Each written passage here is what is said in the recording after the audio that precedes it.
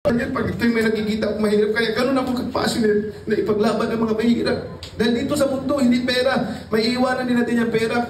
Yung posisyon mo, yung kasikatan mo, mawala yan. Pero yung iiwanan mo, ligasiyan na makatulong sa mga mahirap, yun ang count. Yun ang mabibilang na maalala ka ng mga tao.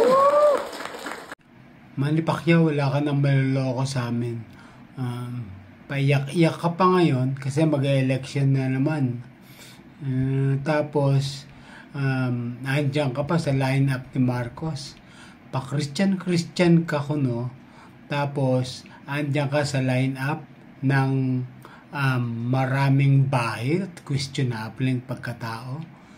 Pacquiao, ang turo, dati mong kapanalig sa iyong relihiyon. Ang turo sa atin noon, huwag tayong makikipag-isa sa mga hindi mananampalataya.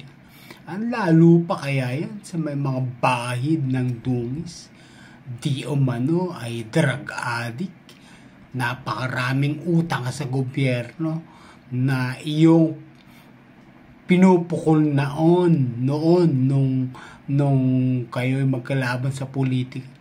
Nakikibato ka ng putik dyan sa kinakampihan mo ngayon na kesyo napakaraming utang. Ngayon, himod puwet ka. Ngayon, paiyak-iyak